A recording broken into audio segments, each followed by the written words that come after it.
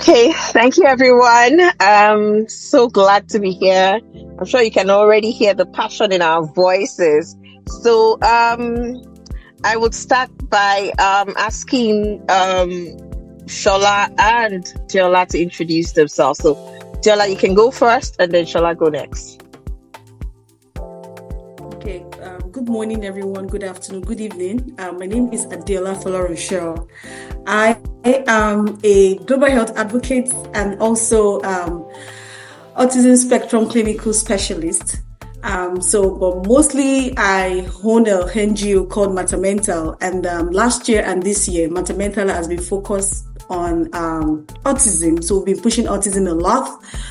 For the first time, I came home to Nigeria after 13 and a half years last year to run a medical outreach on a dental medical outreach for children with autism. So I was addressing that aspect of the dental part where children with autism have dental caries, plaque. So we did some dental procedures on them, which is like plaque, scaling and polishing, and the result was really there because we know the struggle that autism itself is not just about the speech and the behavior, but other aspects like the hygiene part of it. So that is me in a nutshell. A global advocate, an autism advocate as well, and a mom to two autistic girls as well. Thank you so much. Thank you so much, Diola, for that awesome introduction. Shola, you're next. Okay, good evening. My name is Shola Fatoba. So I am a mom of two wonderful autistic kids. I have a daughter who's 11 and my son is 8 years old.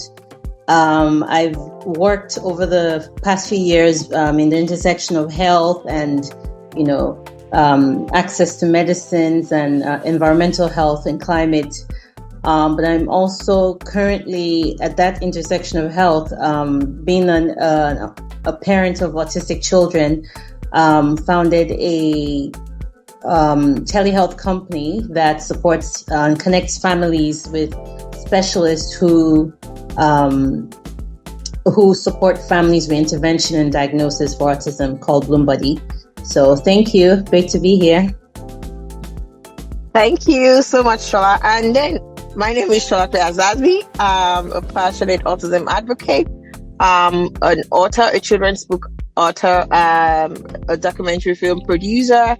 I am an international behavior analyst, and I am also a mom to a beautiful 11-year-old on the autism spectrum. So, welcome everyone. So let's dive right in. I'll start with you, Diola. Can you share like a moment when you realized your parenting journey might look different? Because again, we've all said that we're parents of children with autism, right? So, do you want to take us through your journey? Do you want to, start off with what your journey was like? Early signs. How did you feel in that season? Yeah, thank you so much. Yeah, thank you. I think to start with, it was a journey I never expected. I didn't see it coming by any means, and so when it came, it caught me unawares. I was shocked. I blamed myself. There was a lot of blaming period, denial period. I was asking a lot of questions. What did I do wrong? Whether before pregnancy, during pregnancy, and after pregnancy. There were a lot of questions that I could not answer. And I was really blaming myself. And at some point, I was even blaming my husband's family, whether it was them. So there was back and forth going on. So irrespective of the fact that one is educated, when it comes to this kind of diagnosis that you didn't prepare for, you become uneducated. Like you just put courtesy out of the window, and because you do not have answers. So it was very frustrating for me to start with. But I realized that a better part of me was, going away, and it was not helping. So I had to come back to the realization that I'm on a pathway that if I keep going on like this, it's not helping. It's not going to help the child. It's not going to help the family. It's not even going to help me myself. Knowing fully well that I'm even a healthcare provider and an advocate. So The journey didn't start well, but I had to come back to myself and face the reality that, okay, now what? The diagnosis has come. What can I do? So it was something, like I said, I never saw it coming. I had nursed, by virtue of my career, I'm a registered nurse. I've nursed a lot of, children, but I didn't see that coming for myself. So I tried to blind it that it cannot be. When you know what the diagnosis, like the signs and symptoms, I'm like, no, it cannot. No, it cannot. This is not it. But the moment I came to the realization that this is it, then that's where the true healing began for us, and even for the family. So it wasn't something that started clear, but immediately we started to, accept it. Then it was getting better. And we're still on the journey of it unfolding. Okay, great.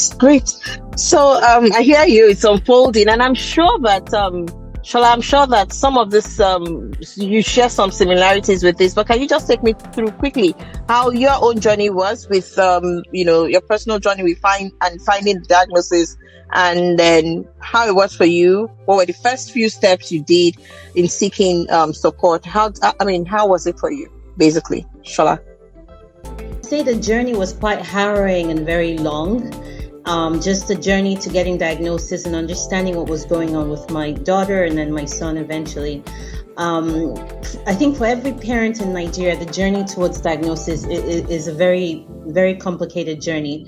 My husband and I, we felt helpless. We felt very frustrated at times and, very anxious about what the future held, because I remember just a lot of days just crying. First of all, not understanding what was going on with my daughter, not understanding what she was going through, why she wasn't hitting her milestones.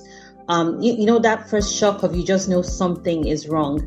Our journey started in 2014 when my daughter was born. And by the time she turned 12, we didn't really, 12 months, we didn't realize that she didn't know, she could not communicate. She wasn't responding to her name.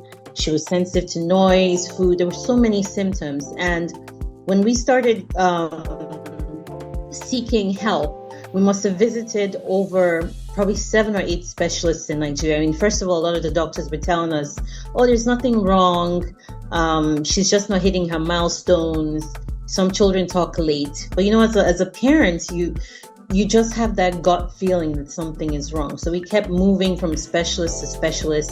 And I'm talking about really good hospitals in Nigeria. We also went to some very top schools, private schools that had, that were autism focused. We met with specialists. And it wasn't until probably our 7th or 8th diagnosis, and we spent a lot of money for each diagnosis that we got. And it wasn't until we reached the Child Development Care Center. I can't remember who referred us there, but we met the late Dr. Yinka Akindayomi, and she was she was a pediatric community pediatrician. I can't remember, development pediatrician, and she was the first that used the DSM-5 criteria to properly diagnose my daughter for autism. It was the first time we started to understand what we were dealing with. What this journey was going to look like. And it was her diagnosis was the only one that eventually, when we went to the US to get further intervention, it was only her diagnosis and her reports that the hospitals in the US actually accepted. But this is after going to several, specialists in Nigeria. And I think what was concerning, and is still concerning to me today, is how few specialists that we have in Nigeria that can actually properly diagnose autism. And so, it was a long journey of self-discovery for our family. Like I said, financial burden, and and just even to call to mind the fact that till today, I believe from numbers I'm seeing, there's probably only 250 trained psychiatrists or registered psychiatrists in Nigeria.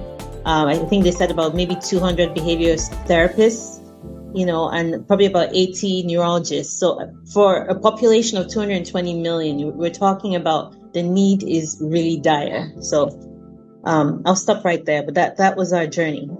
Yes, and listening to you talk, and then it's just taking me right back to when we started, on our journey to, I think what was common with all the two stories is, when I got, so my son did meet all the milestones. He met all the milestones before he turned 18. He spoke and did all that, and then he regressed. I remembered when he turned 20, the words were not coming, and then there was a period, like a month or two, that we didn't hear one sound from him, and it was mute. And this was my first child. I was a new mom, and so I didn't understand what was going on. And when he came back to start talking, it was baby babble. It was, cranky. A very happy child became somebody else that I did not recognize, and I did not know where to turn to. And so when they told me they were flagging him down for autism, unlike you, I got my diagnosis in the States, and so it was flagged down, but they told me they couldn't give me an official diagnosis until he turned 3. And there was not so much help, because a lot of times when people say, if you were abroad, you get this service, you get that service. It's not as easy as it's been mounted, because again, they can't just put you in the system. So if you want the services, you pay out of pocket for some services before they put you on the list. So here I am, not knowing where to go. The doctor has told me what's going on, and I remember for a whole year, I was depressed because I didn't know where to turn to or what to do. Because again, a lot of times, people say, because you got your diagnosis abroad, it must have been easy. It wasn't easy for me. Mentally, I didn't find the kind of support I needed as a young mom coming in with, in fact, I remember vividly that my mother actually ordered me back to Nigeria because she was like, you're not doing well mentally, and I don't want to lose my child, so just come first. And for me coming back again here, thinking, okay, you've brought me here, what's going to happen? There was not support, nothing, nobody to talk to, nobody to, just like you said, we don't even have enough. I remember going to the hospital and saying, oh, my child was flagged down for autism, and then they were like, no, your child is okay, there's nothing wrong with it. I'm like, I'm coming from a client that gave me a report. What are you saying, my child? And again, so it was me now arguing. I was like, okay, what's going on? And I think that was what started me off on my journey on my advocacy journey. Because again, trying to navigate the system, trying to, sift out the crooks from the actual people that really want to give services, and then pay exorbitant money. Again, like I said, we have similar situation. And then I kept on saying to myself, if me, that I'm in a position of not affluent, that's not the word that I'm looking for, but in a position to be able to, afford some things, to be able to, find out what's going on. What about other people that cannot afford or don't know where to turn to, or don't, so again, it was just a lot for me in my head, and that's what bettered this whole journey for me. And I'm so sure it's a similar journey for how Bloom Body started, right? Do you want to tell us about that, Shola? Because I can see you're nodding your head like, Do you want to tell us about that? Well, again, for me with Bloom Body, the biggest issue I think as a parent that hit me was the amount of money I spent just to get a diagnosis, number one. Number two, we met a lot of quacks, I would say, along the way, people who claim to be therapists, and we paid a lot of money for intervention, and my child didn't make any progress. And of course, by the time we found real professionals, we had spent quite a bit of money on people who were not really licensed or ethically, allowed to practice in such a very delicate field. And so for me, by the time my daughter was about 5 or 6, I think we started to get a hang of things. I mean, we were referred by the Children's Hospital in Boston back to some behavioral specialists in Nigeria. There was a BCAB that we were working with. She was creating my daughter's interventions. And I realized that we started becoming a resource, my husband and I, for families who were meeting, because we were pretty open about our struggles with friends in our network. And we started having people reach out to us saying, oh, I have a friend whose child may be autistic, or I have a friend who's struggling with this. And it was like we were a yellow book. We were calling people, encouraging them and then giving them contacts to doctors and specialists that we were meeting.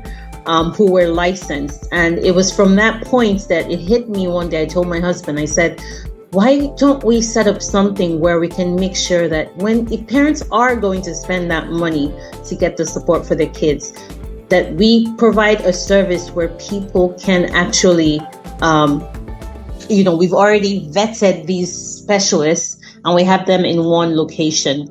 Another thing that was important for me in some of my trips to the U.S. with my daughter was parent training was huge. And so for families who could not afford to pay a therapist or a behavior therapist or a speech therapist or for some intervention over time, the clinics will send you to parent groups, sometimes led by parents who were seasoned and had learned. But usually there would be some healthcare practitioner that would support the group, and they would teach parents very basic skills on what you can do on reducing tantrums at home, figuring out the types of food that would work for your child's challenges, or sleep time, just different tips, and I attended some of those. And so one of the things that with Bloom Buddy was, how do I connect parents not just to specialists, but how do we now support parent training? Because in Nigeria, the financial part is a burden. On average, my family, and I'm just going to be open about this, we spend an average of about 600,000 naira a month between my two children for speech and behavior therapy, and we're committed to it, and it drains us. It is not cheap. It's very draining. Outside of school fees and outside of all the other medical care and challenges that come with it. And again, how many families can afford that? So parent training for us at Bloom Buddy is something we drive and we push. And thank God, Dr. Adibita is here. It's something that University of Lagos College of Medicine Center for Autism drives as well. That parent awareness, parent training, because for Nigeria, I believe that's the way to go. It's not about getting parents to be paying for services unendingly, because autism is a lifetime condition. But Absolutely. If you empower the parents, you empower the child. So that's sort of how Bloom Buddy started.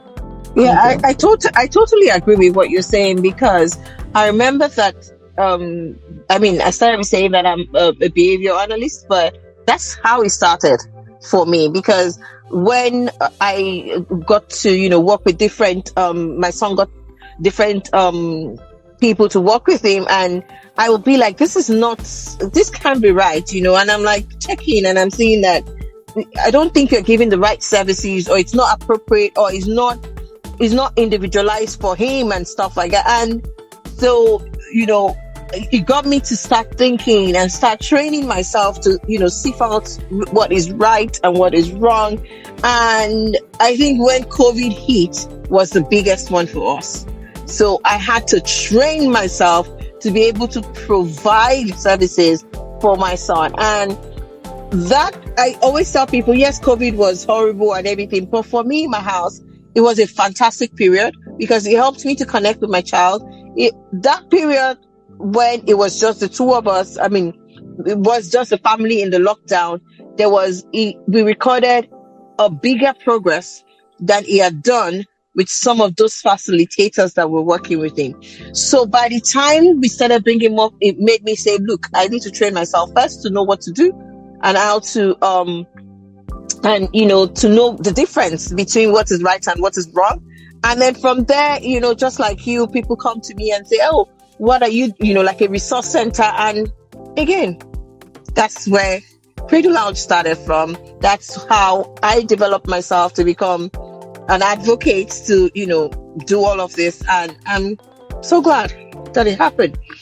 Tiola, I was going to come to you with this, because I know that you talked about someone said, Mayawa said she's interested in parents training resources. Okay, Mayawa, we'll get to that soon. We'll definitely get to that soon. So Diola, you had talked about how it was very hard for you with the decisions, when you got the diagnosis. Do you want to tell us some of the hardest decisions you had to make in those early years, and how did you come to trust your instincts as a mother? Tiola? Yes.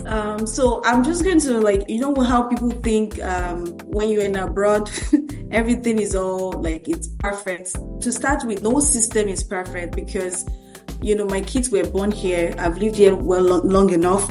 It was not. We're on the waiting list for more than 3 years. Before the government came in. So within that 3 years, actually paying from pocket, and we're being charged every hour. So we started with $100 per hour. It increased to $160 per hour. So, and this was the time where Mrs. Fataba said that financially it was very draining. And that also brought me to that aspect of what I've seen Nigerians here, because we were living in Canada before we moved to California. A lot of Nigerians were hiding. We're seeing a whole lot of, Nigerian kids having autism. And one day, the therapist, we're doing home therapists, the therapist asked a question and she said, Diola, what is wrong with Nigerian government? I said, what do you mean by what is, and the therapist was Canadian, a Caucasian, and she was the 99% of our caseload are Nigerian kids with families of high income, and they are receiving the diagnosis of autism for the first time. These are children that came to Canada within the last 5 years, and they have not been, diagnosed of autism at all, and they are getting that diagnosis at the first time. And what baffles me is that when I see family members, they tend to hide it. Right. And so in my own case, it was very hard to kind of who do I fall back to? Who do I where are my safe space? Because a lot of people were hiding. So I also hide that, okay, this is the reality, right? So the isolation part was was really huge. The financial part, not until after 3 years that, and even when the government stepped into it, it was not a perfect system at all, because you had to juggle your work with the timing that they tell you to bring the kids for therapy is not in alignment with your own. Is a time where you're supposed to be at work, and not all managers will be, you can't excuse all the time that you have to take them out to therapy. Otherwise, you're joking with your job. So it was a whole lot of, we knew that that's the beginning of our life was changing, right? But even as at then, we knew that the priorities, kids and all that. So, yeah, it was, like I said, it's still unfolding, but it's getting better from where we started. Interesting.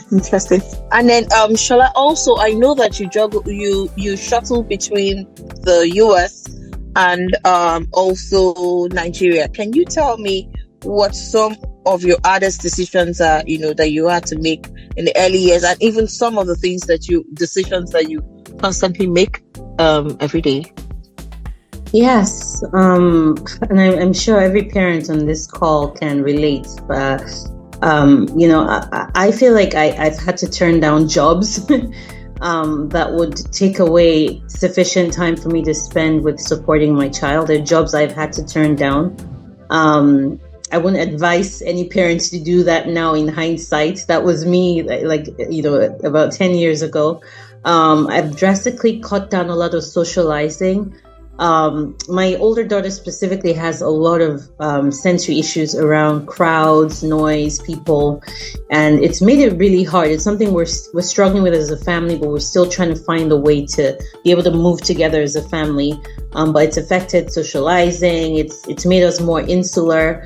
But we're learning how to build our tribe, people who can understand, people we can feel safe with, create our own activities around people. I think also, our budget has become very lean, because we're always counting how much money we're going to spend towards therapy, towards healthcare, towards, our lifestyle has drastically changed. But one thing I can say for sure is that I have learned to trust my instinct as a mother.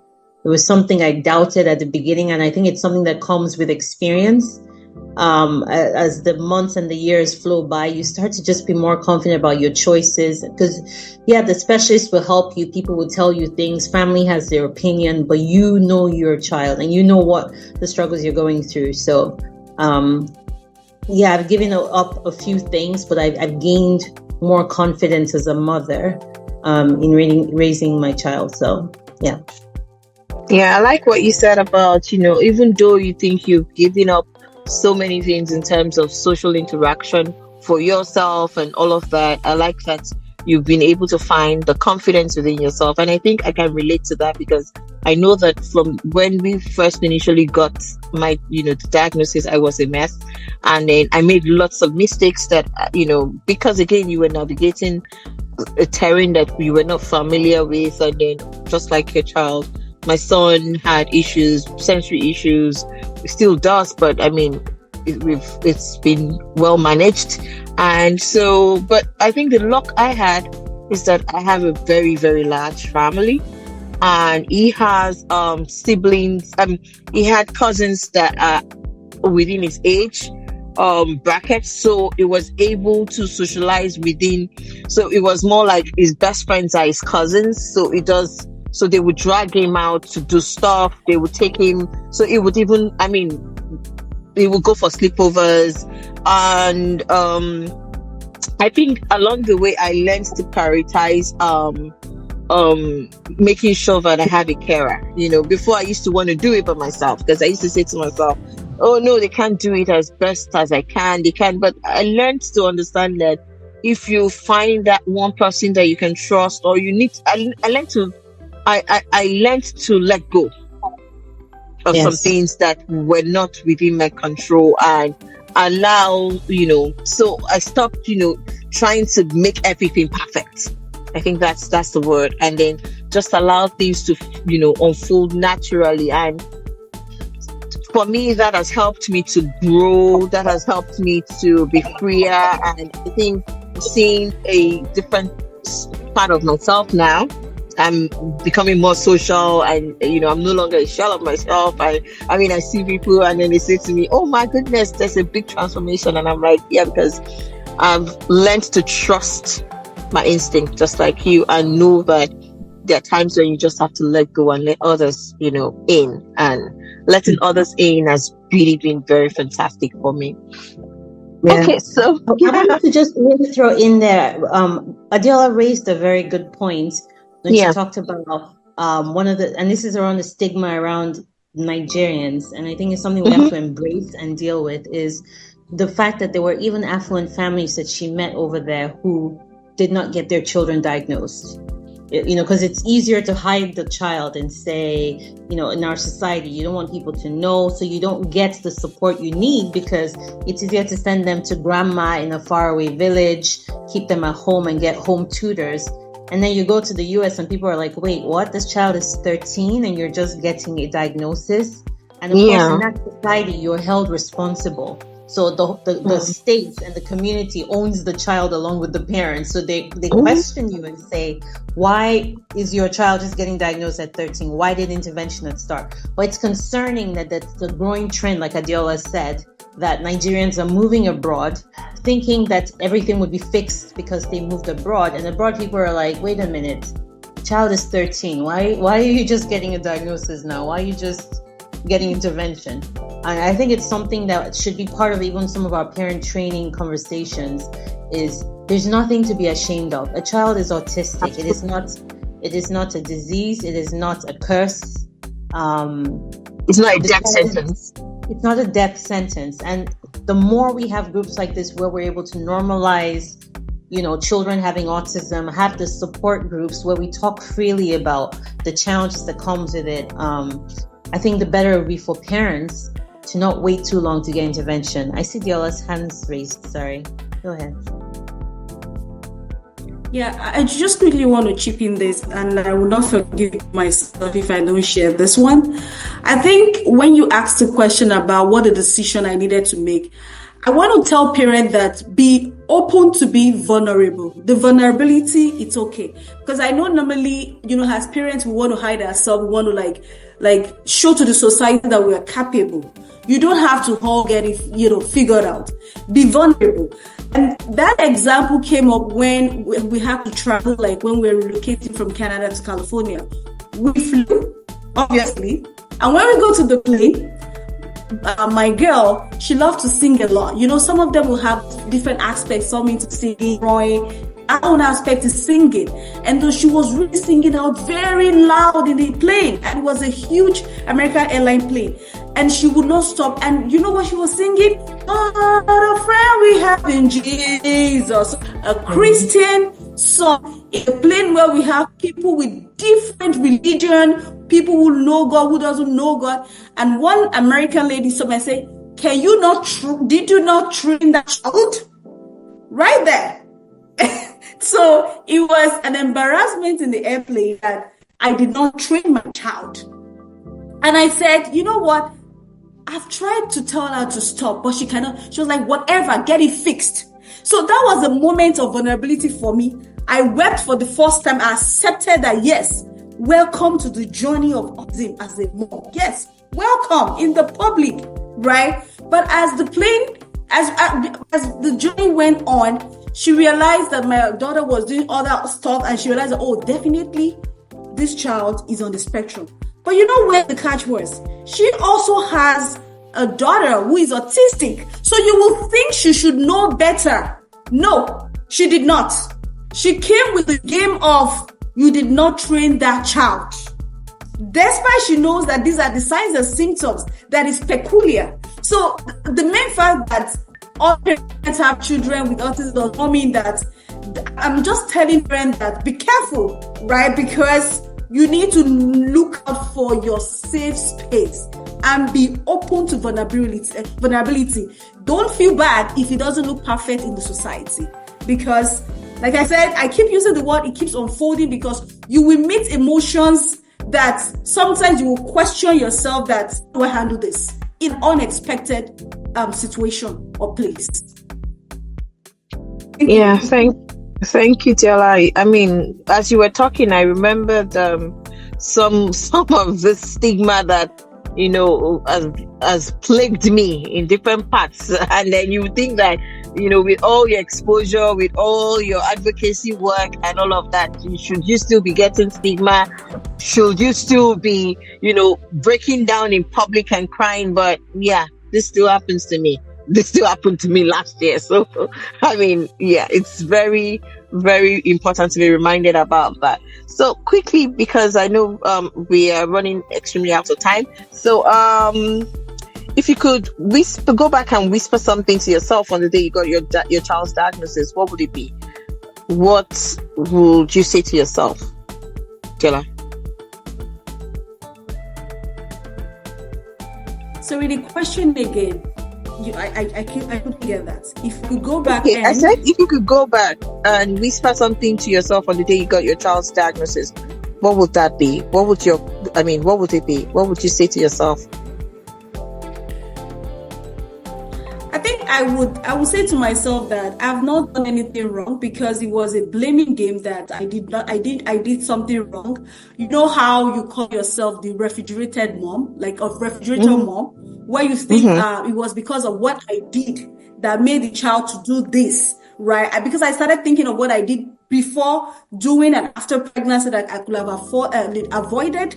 So if I have the diagnosis again, I would say, well, life has brought its challenge. The first thing is for me to accept it and begin to look out for the support, because having the good mindset will give me a good coping mechanism and make me to focus on what needs to be done, instead of me blaming myself, blaming the people around me, blaming the family and even my ancestors. Maybe my ancestor had it and they passed it on. So genetics, so I will go out of that blaming game and face the reality and get the support that I need. Awesome. How about you, Shola? What will it be?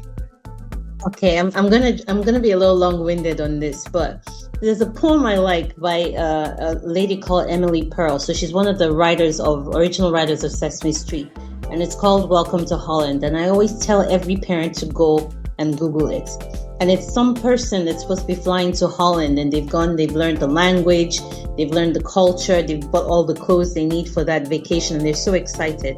And when they're about to land, they tell them, they're landing in Italy. And the person's like, okay, but Italy, he's confused. He wasn't planning to go to Holland, but he ends up in Italy. But then Italy is still a great place, right? It's not Holland, but he has to now learn a new language, learn new foods, new people. And, she was the mother of an autistic child as well.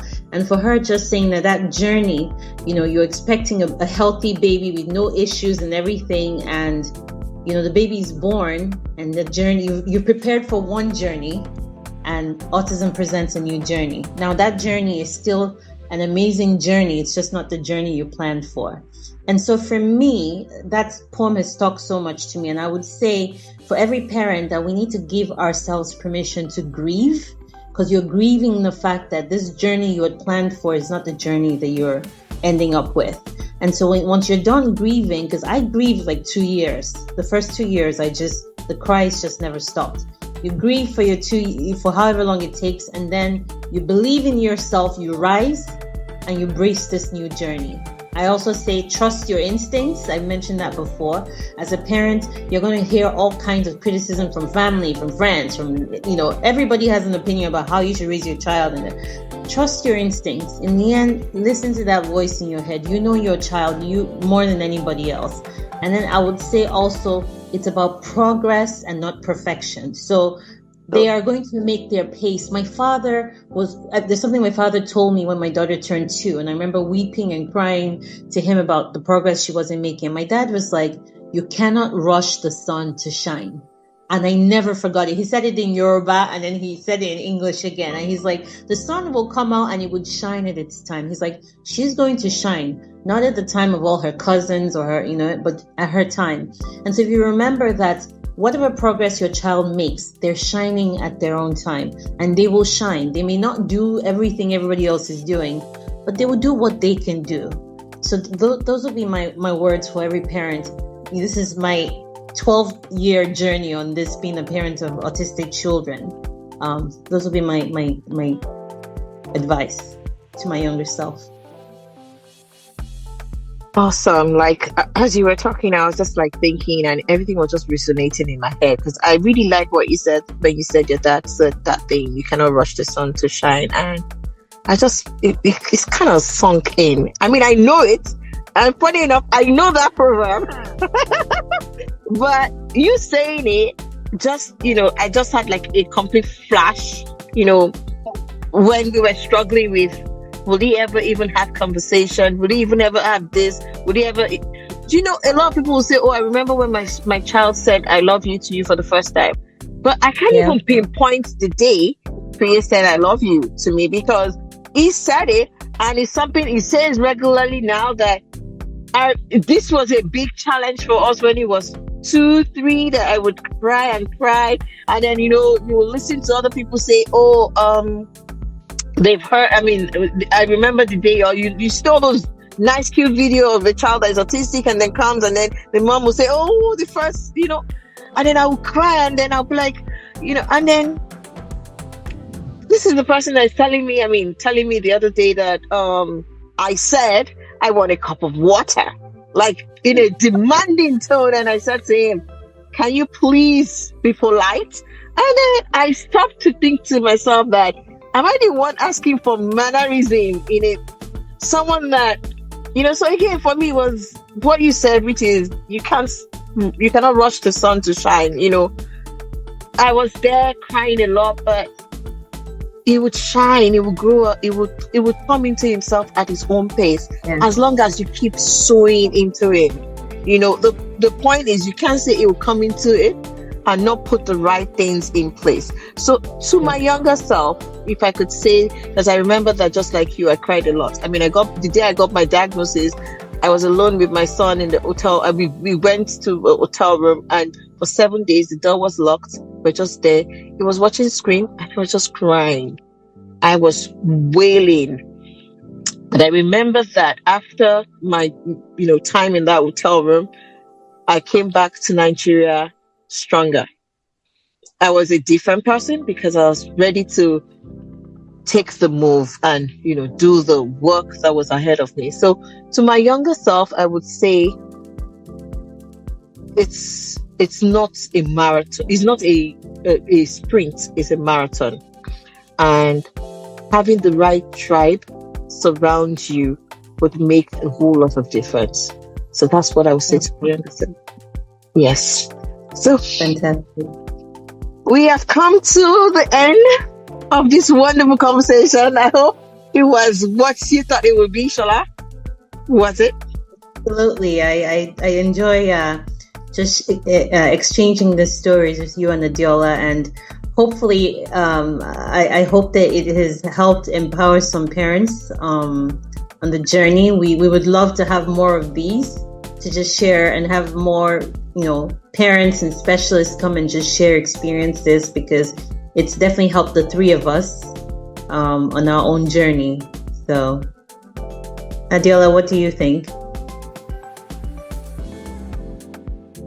Yes, there is power in storytelling, right? And out of storytelling, you'll begin to get the strength that you're not alone, right? We might not, have exact journey, but it's similar, right? But knowing fully well that you're not alone, I'm just drawing a lot of, power, a lot of strength, irrespective of our geographical location.